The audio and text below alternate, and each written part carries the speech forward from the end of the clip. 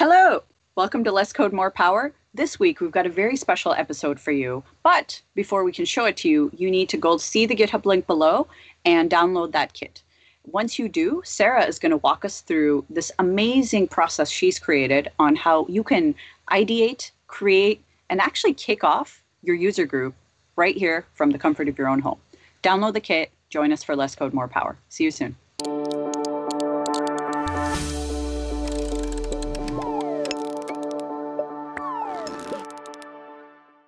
Hello, everyone. Welcome back to Less Code, More Power at Home.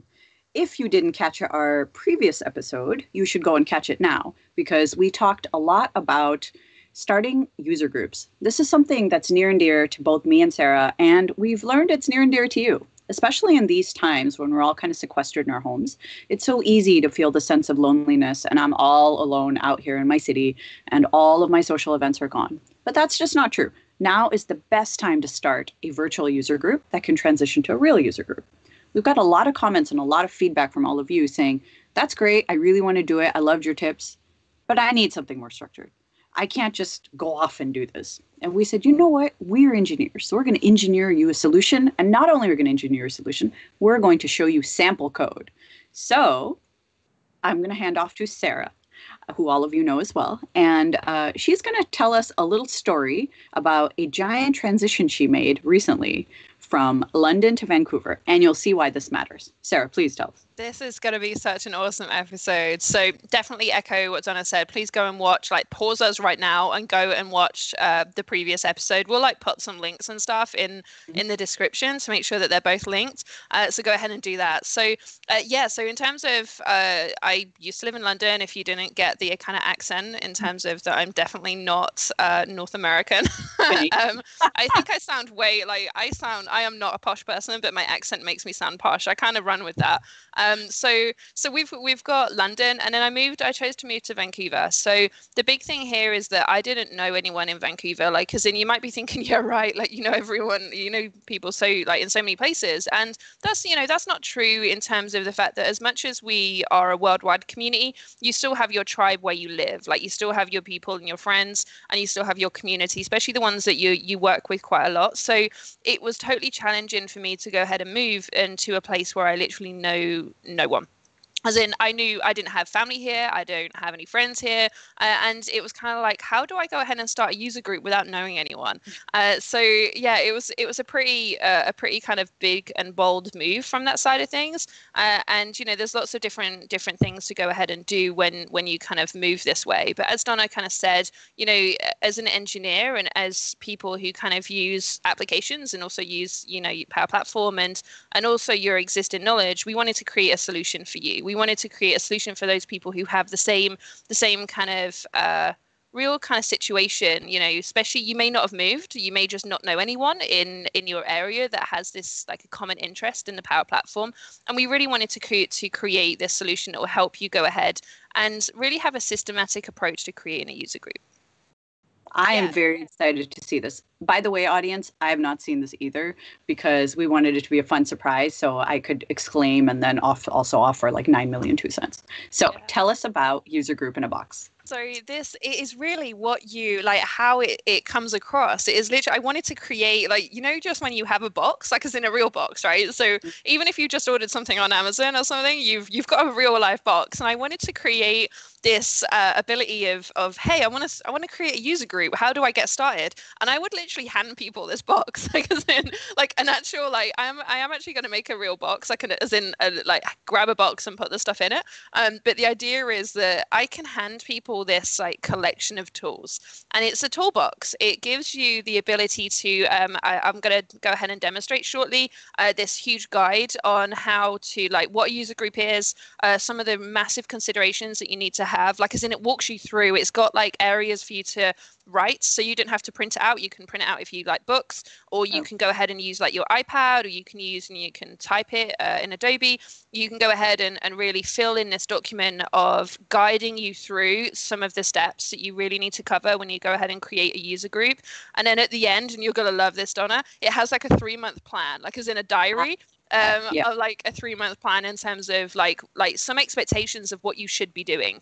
So like as in month 1 you should have done X, in month 2 you should have done Y, and then not just that, it doesn't just include like the document, it actually includes a model driven app to go ahead and get started, so you can import into a trial, for example, or in an environment that you have, and also like it's going to include a lot more stuff like who to reach out to, like almost like a worldwide UG network of other leaders that you can get invited to as well. So lots of really cool stuff. It's on GitHub. You can essentially go ahead and download it anytime to really get started. Look at that. So this is why Sarah has created, not that me. If it was me, I would have created a LinkedIn page and said, here's user group in a box, go figure it out for yourselves. She's like, I'm going to create you a book. I'm going to create a PDF. And not only that, I'm going to create you a model-driven app so no one can complain that this thing is not accessible for all. And it's available on GitHub for any of you to get. So we've talked a lot about this. Let's have a look at it. So the first thing that I'm going to show you is the quick start on creating, running a community user group. So as you can imagine, it's technology agnostic. I know that we're on a Less Code More Power show and our focus is Power Platform technology, but the idea is that really any technology user group or any user group focused on any technology can utilize this guide. There is no specifics about the user group or the focus that you're running here. So really anyone can go ahead and get started with this. It's not just a Power Platform thing. So the first thing that it kind of does to start with is it goes ahead and shows you really, or talks about what a user group is and talks about the importance of what we talked about in the previous episode of why. I'm a big fan of Simon Sinek, massive like start with why fan. And if you've not read his books, please go ahead and do that. But the idea is that, you should really start with why and what what are you doing this for? What are you trying to obtain? And if we want to go back to that case study example of me in Vancouver creating the business applications user group, the my why was that creating platforms for other people. I find it really frustrating. And I found it as in when I was early on in my career, it was so hard for people to take me seriously. I had this massive bunch of enthusiasm. I didn't really know where to start. I had no network, and it wasn't until Adam Vero gave me the opportunity for the London user group to go ahead and get started. And he invited me and a colleague to go ahead and present. And the thing is that if it's not for that invitation, a lot of people just will never go ahead and do this thing. And this is why I love your kind of like do the thing, Donna, and all that kind of stuff, because if it isn't for that, a lot of people just won't get started. And people will only get started when they understand your reasons and intentions of what you're doing. So by understanding your why, it then goes ahead and talks about how to create a user group strategy. It goes ahead and essentially gives you this space. You can go ahead and just write on this. I can go ahead and do this now. If you've got an iPad, go ahead and do that, or your Surface Pen if we want to be on brand. But the idea is that then it takes your why and breaks it down into actions. It then goes ahead and talks a little bit about planning event space, about some considerations, because we want to make sure that event space is accessible. We want to make sure that it's not that one of the challenges with user groups is they are often held by companies. And I don't want to discourage anyone if this is your only option. But the thing is with a company is that, especially when we're in the partner space, there's a lot of competitorship happening in partners. And trying to have it in a Microsoft space or a space that's agnostic, like a library, is a lot more of a better kind of solution, because it means that people are going to get a lot less friction from trying to ask for permission, especially if it's in working hours. So being able to do that, obviously making sure that it is actually accessible for people, making sure that people can actually get to your event. Think about people with families as well. Where would they park? All that kind of stuff. Virtual event spaces is another thing, is that obviously I know that Microsoft Teams they've just announced that they're expanding their how many people can be on a screen at once, which is really, really awesome as well. And then also food. The food is another thing. People have lots of different dietary requirements, and being able to balance the budget that you have versus the dietary requirements is a very, very hard thing to do. But having consideration of it is the biggest thing. If you don't have to meet it, as in there's no gold standard for having to run it, because I don't want to put anyone off running an event. But when you show people that you've at least considered things, and if anyone has any creative solutions of how we can allow, get some vegan food here and get some different types of dietary requirements because we don't have the budget, you'll be surprised at how many people can help. Oh, totally. One of the things I really like is organizing a user group, at least the first few while we're gathering, in some sort of a coffee shop or a more casual venue so that we get people together and then everyone go and order your own thing, right? And then we start not focusing on, oh my God, we need to think about catering and space and all of this, just as you're building up the user group and building up the first few meetings. So getting the word out. Because by the time you are at the point where you're like, oh, we're at 25, 50 people, now we need a venue. Now we understand dietary restrictions. So I almost encourage people to start in a more casual setting first. There's a coffee shop near my place where we used to have meetings. Everyone would go up, get their latte or whatever, and then we would sit around the big community table and we'd talk to the coffee shop people. We'd say, hey, we're going to borrow your Wi-Fi for this event, but everyone's going to come in and buy coffee. So they kind of liked it because they were guaranteed a whole bunch of people who are going to come in every other week for a few months. That's amazing. I've actually just made a note of that. I'm going to edit this and actually put that as a precursor at the top because that's such good advice. Like seriously, because I love the fact that you take ownership of your own, like you go and order your own meal. You don't have to worry about money, which is another bit of a headache. And also having it in a coffee shop is really kind of, again, inclusive. It's accessible and it's kind of comfortable. It's a neutral ground as well. So yeah, totally. That's really, really good advice. And as soon as we get out of this, the sequestering in our houses, a lot of coffee shops haven't been making money for months and months. Yeah. And I think they're going to be a lot more likely, if they are open, to want a whole bunch of people to come in and spend a bunch of money and spread the word, right? That we are open, we host events, etc. So you're going to, I think, see a lot of businesses using their space for more creative things. So get creative and looking around. Are there any like wine and paint places that you can host your thing? All you need are big tables and Wi-Fi. That's all you need. Yeah, that's so true because it is about the people. It's about getting to know people. And in those kind of settings as well, you might be like, oh, like what happens if it's loud or what happens if I want to present? And, in those kind of scenarios, it's important to just remember it is about the people. If you have some icebreakers and if you get like icebreakers is another thing I really wanted to add into this document because being able to get people to talk rather than just be a passive participant is one of the other challenges you have. Absolutely right. Yep. All right. Tell us about getting the word out. Yeah, this is one of the really interesting parts as well because it's all about marketing. So once you've kind of done it, even if like you kind of want to get people to come, right? That's the intention. You want to kind of grow, and it's not about speed. So remember, it's not just about numbers and speed. It's about making sure you're taking advantage of what platforms you've got available to you. So you don't have to go ahead and buy like insane number of platforms or like enterprise level platforms to run your UG. You can actually go ahead and use the in-house platform tools first. So like if you go on meetup.com, you can actually utilize the actual meetup stuff. Like Meetup Pro is not too expensive. You can go ahead and use that and actually be included in some of their campaigns too. Social media is free, so you can go ahead and actually market some of the things that Donna and I spoke about on the last show as well. We spoke about actually asking people to promote, and one of the things that I really liked about what you said, Donna, was the fact that you go to a single person. One of my pet hates is when people think that they're sending personalized responses because they're using dynamic data to put your naming there. And it's not personalized. People know that people aren't personally being invited or asked to, and it's just you're trying to reach so many people. And I know that in this kind of society right now that we're living in mass market and we're living in scale, when in actual fact running a user group is almost the opposite of scale. You kind of want to be personal. You want to try to reach the human being in the people, and again goes back to learn their problems, how can their problems match your user group, and really create this community that is real and actually solves their problems. Otherwise, it can be a little bit superficial if that doesn't happen. It's more about, hey, look at my like million people that's attended a user group, look at these awesome pictures on LinkedIn, and that's all you're ever going to get. You don't want to run a UG like that. It's really about that people. So I really like that you said that about reaching out to one person at a time and say, hey Donna, we're running a UG in Vancouver. Hey, you maybe even be able to come up and like present if it's possible. It's not too far from you, and I can actually make it personal to you based on where you live, like your own interests and stuff like that as well. So that is like one of the biggest things that I've had success with in the Vancouver UG.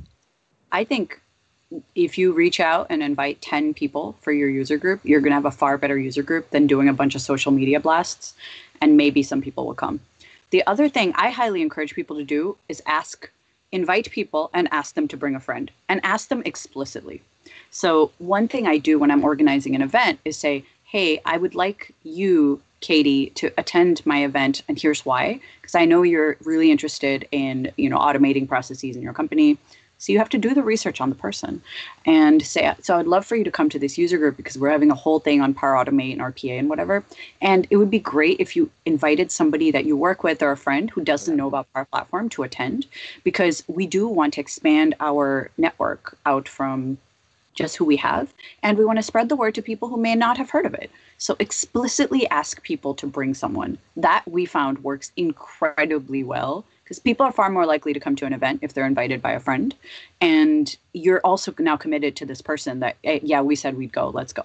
So do that. That is my favorite thing. When that came up on, I know that we were talking about some other events, and I know that when that came up, I was like, wow, that is so simple. And the other thing that I love about that is that, when you first go to any event for the first time, you're kind of shitting yourself, right? You're kind of like walking to room strangers. 100%, right? And we've talked about it before, like kind of what went through my head as well. I'm like, what am I going to do? Like afterwards, are people going to go for drinks? What if I don't get invited? All this like anxiety goes through your head. And when you bring a friend, you don't have that anxiety because you're with a friend. Like, who cares? Like, who cares if you don't get invited? Who cares if maybe you're left on your own or something like that? Because that's not actually going to happen because you're with a friend. So that's what I love about that.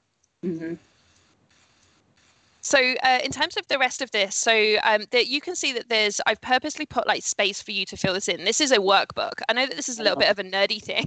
I love workbooks. So I love being able to fill stuff in. It's not just, because the thing is as well, like it goes back to that passive thing that I don't just want to teach people like as in like teach at them or talk at them. I want you to think. So like there's space for what you think your platform's going to be, ways that you can get your user group known. It talks a lot about consistency. And then what we talked about before, Donna, about collecting like-minded people. It cannot just be one person, and it gives you some space to go ahead and just off the top of your head, and this is a really great exercise to do for those people watching that want to create a UG. Think right now, and this is kind of your homework, I guess. Think right now, who in your network at this point in time can help you make this successful? Who can help you? Who has who has similar interests? Who can go ahead and give you, even if they maybe can help you get a venue, or even if they can, again, be that kind of co-creator. A lot of people fall into roles naturally, you'll find, based on their own interests and their own desires in terms of how they want to grow themselves. So this is kind of absolutely critical in terms of being able to collect people. Absolutely. I actually think it's vital to go through this reflection exercise. So I'm going to get real hippy-dippy for a second. I am a huge fan of journaling. Here's my intense journal that is always with me. I'm a huge fan of journaling because I realize that most of my problems I have solutions for right up here. And I may not know what those solutions are because in real time, I'm solving like 90 problems that have just shown up. But actually, we already know the solutions to our problem. What is the reason for being of our user group? Why should I be the one to start it? Who do I want the ideal people to be my co-founders? We already know who that is. We just have to take the time to think and reflect and write it down so it becomes real. And once it becomes real, then it's far more likely to be something you're actually going to do and actually going to pursue. And you can figure out, here are the people I want to help me start it. And here is why. Because they have a good network, because I work with them well, because I trust them, because they know things, whatever your reasons are. Right? It's like how Sarah and I decided to start the show together because we both had similar ideas, but we also knew we gelled really well, yapping at each other on camera from Ignite. So it really does come down to really understanding yourself and your motivation. And I love this workbook format because it forces you to answer the questions.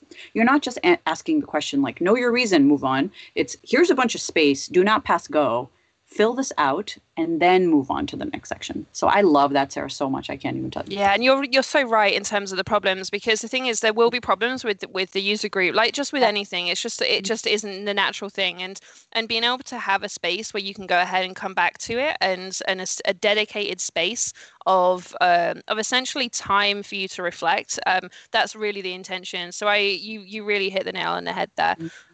There's a few more bits about data to collect, because if you go to the whole point about like kind of running a UG and creating one, it's always good to go ahead and collect some data. Now, one of the things I really want to just call out before I go on to the end part of this is the speakers and the speaker ratings. So when you invite someone to speak at your user group, you're creating a platform for them, but don't just stop there. What you can actually do is give them so much more than that. If you can collect feedback on how their session went, it gives them the platform to grow and not just speak. So being able to do that is really simple. The gentleman I spoke to about at the start that gave me my opportunity for the UG, Adam Vero, he's a massive data like person, and he went to the point of collecting CSAT scores for people at the London. It was amazing.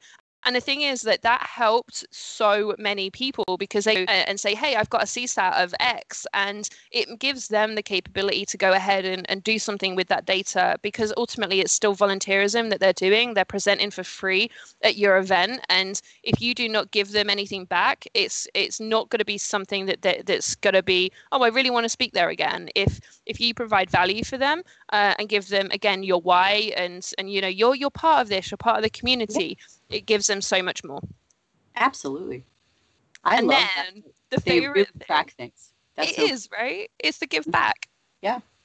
This is great. And last thing is the 3-month plan. So before we go, I just want to show you the app quickly after this as well, just so you kind of have a little bit of an idea going from planning and journaling and kind of reflecting to then doing. But this plan the idea is it's a startup plan, kind of starting up a business almost without probably a lot of the headache and the budgets. But the idea is that what it tells you is it gives you an indicator of what you should have done in your month 1 and month 2 and month 3. So the idea is that your aims and objectives in your why statement should be your first few ones that you do. Things like your co-creators. But then when you get to month 2, you should have your first date of your event and your second and third confirmed too. You should have already pushed your call for speakers out, and you should already have thought about your marketing efforts. So it really gives you almost like a task list of what you should be doing. And it gives you, again, this journaling space. It gives you just some notes. It doesn't have to be organized. It doesn't have to be like, neat and tidy. This is, if you go ahead and choose to print this out, you can write all over this document. But the idea is that, it gives you that space to go ahead and create.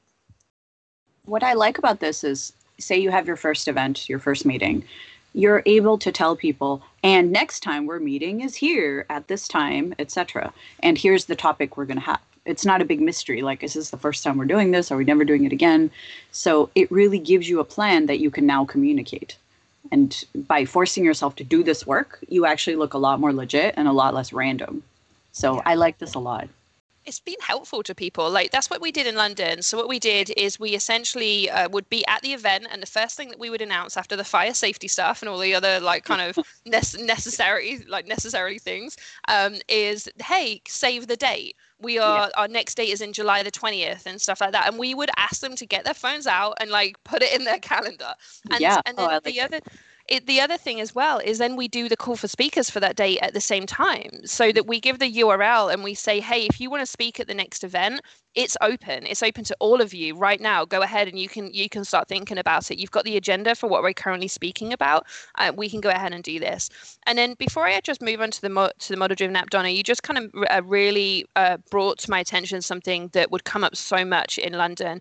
And then people would come up to me and say, hey, Sarah, I really want to speak at the event, but I don't know what on. And I would be like, cool, neither do I. I don't know what you should speak on either.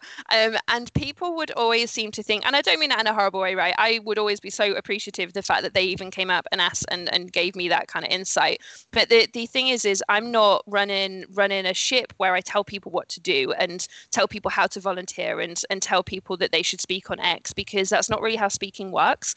Fact is that speaking should come from your own desire to either learn or really speak about something you're passionate about and knowledgeable about. So, it's unless I know the person, unless I know that someone's a really good developer, someone, should be doing more on this, I'm not really going to suggest a topic. And even then, it's something I very kind of rarely do, because it really needs to come from the best speakers are the speakers that that know their topic area, that know, hey, I really want to speak about this. I really want to get more known in this area. Now, that's not a disservice to those people who don't. The biggest issue I found, and Donna, you can give me your opinion and what your experience has found, but those people who come up to me are often the people with low confidence, like as in they want to speak, but they just need the encouragement and the support.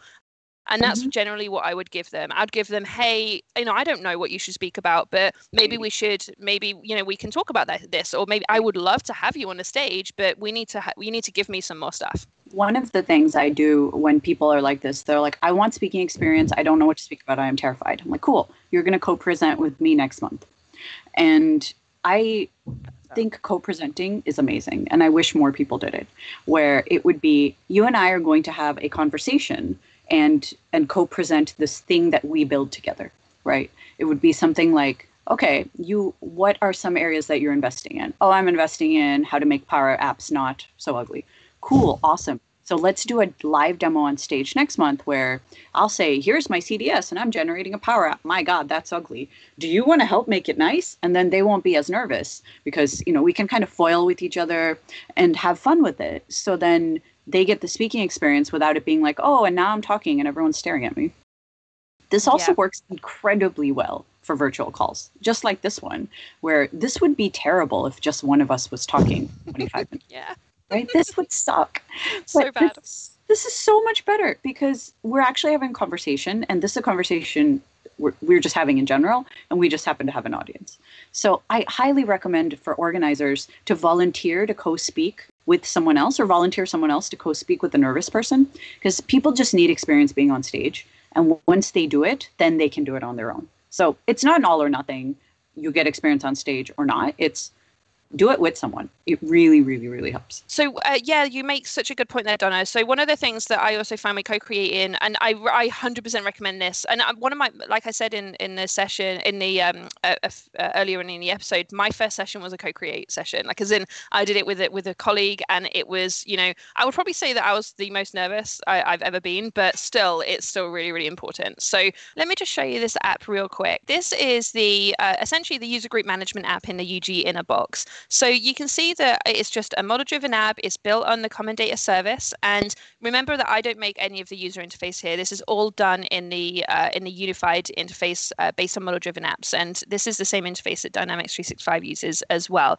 So you can see that I've just got events, sessions, and speakers. And let's go ahead and open the one. This event is going to be happening in May. So you can just set some specific dates based on this when the event is. There's actually a URL link for your speaker submission. I'm a big fan of Sessionize. It's really, really useful. You can create your own profile and stuff there as well. But I've also used Forms Pro in the past to really go ahead and have this URL for the speaker submissions. And then you've got statuses as well. But you can see here as well, based on this these sessions, you can go ahead and create actual sessions based on who's actually submitted them.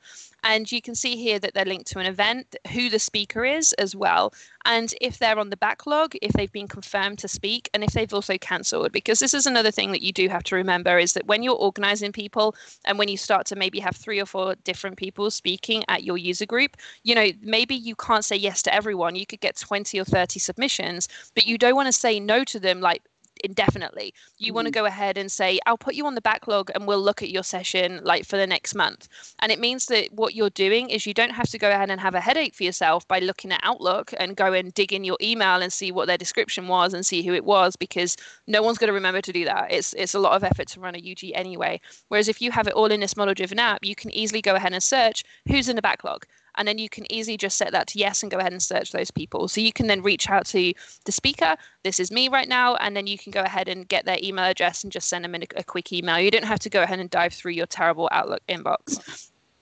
Yeah. And then the other is, what do you think, right? Does this look cool? I love this. This is super helpful. I would absolutely use this to set up our local Seattle one. Like 100% use this. It's something basic, right? And the idea is that right now it's just these 3 core components, but the idea is that the intention for this is to grow. So for those people who are interested, this is just going to be saved as an unmanaged solution in the GitHub repository. You can go ahead and build on it. That's the intention. You don't have to start from scratch. And The other thing as well is it really tries to encourage that feedback. So you can go ahead and actually put feedback into like out of 5, all that kind of stuff, how many attendees Sarah had. And it means that you can go ahead and gauge to see, giving back to that speaker and say, hey, Sarah, you had 30 people in your session and the feedback rating was like 4 out of 5. And it means it gives the other person something to go ahead and do. So yeah, this UG in a box, the intention is it gives you a toolbox to go ahead and start your user group. I love this. This is fantastic. And it's so perfect it's such a practical thing. And yes, it's simple because things have to be simple, right? And I love the fact that first you're using Less Code, More Power to build it, but also that anyone in the world can do something very, very similar to set up their own user group sessions. This is amazing. So that was quite the episode of Less Code, More Power. Just because we're at home doesn't mean we're not content rich. So thank you so much, Sarah, for building all these things while doing your day job to help your local community set up their own user groups. And I can't wait to come and crash your Vancouver user group. Like, it's so happening. Oh, so much. And same for your Seattle one, right? Oh yeah. As soon as Canada opens borders, we're totally crashing. Yeah, they don't know what's going to happen to them. We should totally have a Pacific Northwest user group event thing, by the way. Oh, that's such a good idea. Seattle, Vancouver, Portland. That would be amazing. I think we should. Plans. That's our homework. That we can set ourselves some homework. Yeah, we assigned ourselves homework. Love it. Alrighty. So as usual, we are way over time because it's us and we've got a zillion things to talk about. As you can see, just because we're doing Less Code, More Power from home does not mean we have a million things to talk about. So thank you so much for joining us today. If you haven't seen the previous episode, go check that out so you want to start a user group. And once you're convinced you really, really do, this episode will really help you put all the framing into place to actually go and do that thing. So homework for you, homework for us. Use these tools. Think about the user group you want to start. Start it virtually and then move to real life if you want to. But go forth, do the thing. And please do reach out to me and Sarah if you want any help talking through your why or talking through how to invite people or how to get people to attend. Because we do this all the time. And that every major city in the world is going to have a Power Platform user group. That's the reason we're making all these tools. And we really hope you join us in doing that. Till next time, I'm Donna. My co-host is Sarah Critchley. We will see you next time on Less Code, More Power. Thank you.